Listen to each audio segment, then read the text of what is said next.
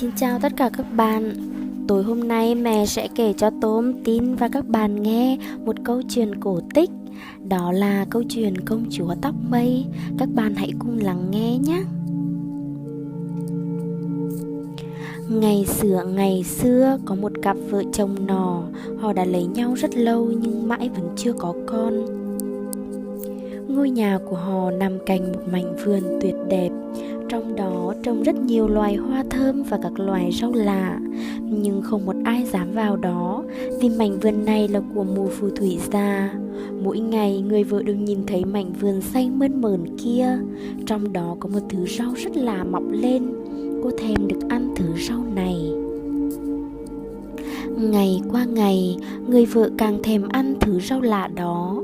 Một ngày kia, khi đang đứng bên cửa sổ, hướng mắt về phía mảnh vườn, người vợ đột nhiên lăn đùng ra đất, mặt tái nhợt. Người chồng vô cùng hoảng hốt hỏi. Người vợ đáp: "Nếu em không được ăn một bữa rau lạ trong vườn kia, chắc em chết mất." Người chồng thương vợ bèn quyết định lẻn sang vườn hái trộm thứ rau lạ kia, mang về cho vợ mình ăn. Nhưng thật không may, vừa đặt chân xuống mảnh vườn, người chồng giật mình hoảng hốt khi thấy mụ phù thủy già đứng ngay đó. Mụ ta mở to mắt trợn trừng trừng. "Thật là to gan, người sẽ phải trả giá đắt cho hành động treo vào vườn của ta ăn trộm." Người chồng sợ sệt đáp khẽ: "Xin bà tha tội, vì vợ tôi quá thèm. Nếu không được ăn thứ rau này, vợ tôi sẽ chết mất. Xin bà hãy dịu lòng thương xót." Mụ phù thủy già trầm ngâm: "Được thôi, người có thể hái rau cho vợ mình, nhưng với điều kiện khi người vợ đẻ, đứa con sẽ phải giao cho ta nuôi nấng, chăm sóc. Các người tuyệt đối không được bén mảng đến."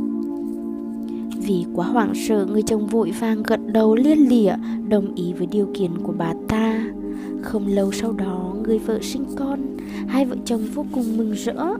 Nhưng ngay lúc ấy, mụ phù thủy đã đến và cướp nó đi. Mụ đặt tên cho đứa bé là Rapunzel. Rau là có tên Ba Lăng và nhốt cô bé trong một tòa tháp cao vút, không có bất kỳ đường lên nào ngoài chiếc cửa sổ có thể nhìn ra bên ngoài. Cô bé lớn lên càng ngày càng xinh đẹp, có mái tóc dài óng ả trông như những sợi vàng ròng được bền lại. Hàng ngày khi mang thức ăn và nước uống đến tòa tháp, mụ phù thủy già sẽ đứng bên dưới và hô to: "Rapunzel, Rapunzel, ta muốn leo lên, bền tóc thả xuống." Những lúc như vậy, Rapunzel phải ngay lập tức bện nhanh mái tóc của mình và thả xuống. Tóc Rapunzel dài chạm đất, mụ ta bám vào và đu lên tháp. Cứ như vậy, ngày này qua ngày khác, năm này qua năm khác. Một ngày kia, có một chàng hoàng tử vô tình đi săn ngang qua đó. Chàng nghe thấy một giọng hát du dương trong trẻo vang ra từ trong tòa tháp. Tò mò, chàng tìm quanh tòa tháp nhưng không thấy đường lên. Và kể từ đó, ngày nào hoàng tử cũng tới gần tháp để nghe hát. Một hôm, trong lúc hoàng tử đang đứng sau một gốc cây, thì thấy mụ phù thủy gọi Rapunzel thả tóc xuống để cho mụ lên tháp. Đợi sau khi mụ phù thủy đi khuất, chàng chạy lại chân tòa tháp và giả giọng hô to: "Rapunzel, Rapunzel, ta muốn leo lên, bền tóc thả xuống." Vừa dứt lời, một chiếc dây làm bằng tóc được thả xuống. Hoàng tử bám vào và đu lên đỉnh tòa tháp. Rapunzel vô cùng hoảng hốt khi thấy hoàng tử. Nàng chưa từng gặp một ai trước đó ngoài mụ phù thủy già cả. Chàng hoàng tử nhẹ nhàng giải thích rằng chàng tình cờ đi ngang qua và bị thu hút bởi giọng hát của nàng.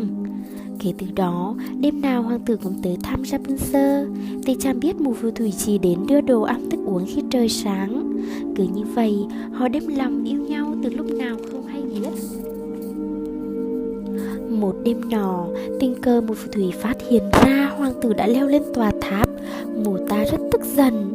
Mụ chờ hoàng tử về mới leo lên đỉnh tháp dò hỏi Rapunzel: "Có ai đó đã đến đây khi không có mặt ta phải không?" Nhưng nàng kiên quyết khẳng định rằng không có ai ngoài mụ. Mụ phù thủy như phát điên lên. Bà ta gào lên với nàng: "Ta đã thấy tên đó trèo lên đây, mình nghĩ mi có thể lừa được ta ư? Mi sẽ phải trả giá cho lời nói dối của mình." Dứt lời, mụ ta vung cây kéo lên, cắt phăng đi mái tóc của nàng, sau đó đẩy nàng đến miền hoang vu cằn cỗi để chịu sự hành hạ của đói khát. Đêm hôm sau, hoàng tử lại tới, chàng gọi to: Rapunzel, ta muốn leo lên, bền tóc thả xuống. Mái tóc dài vẫn được thả xuống như mọi lần, nhưng khi leo lên tới đỉnh tháp, chàng vô cùng hoảng hốt. Người đón chàng không phải là Rapunzel mà là mù phù thủy. Mù phù thủy tức giận đẩy chàng xuống bụi gai. Gai đã làm đôi mắt của hoàng tử bị mù, không thể nhìn thấy đường. Chàng đi lang thang trong rừng sâu, vừa đi vừa than khóc nhớ người yêu. Sau nhiều tháng trời lang thang từ nơi này qua nơi khác, chàng vô tình lạc tới miền hoang vu cằn cỗi, nơi mù phù thủy đẩy Rapunzel đến. Từ xa, chàng đã nghe thấy giọng hát thánh thót quen thuộc. Men theo hướng giọng hát ấy phát ra, chàng tìm được Rapunzel. Cả hai ôm chầm lấy nhau khóc lên vì hạnh phúc. Nước mắt Rapunzel rơi vào mắt hoàng tử. Bất ngờ là mắt chàng sáng trở lại. Chàng đón Rapunzel về vương quốc của mình. Kể từ đó, hai người sống hạnh phúc bên nhau. Vậy là đã hết câu chuyện của nàng công chúa tóc mây rồi. Mẹ chúc các bạn ngủ ngon nhé. Các bạn nhớ đăng ký theo dõi kênh của mẹ để được nghe những câu chuyện cổ tích thật hay và thú vị nhá. Chào tạm biệt tất cả các bạn.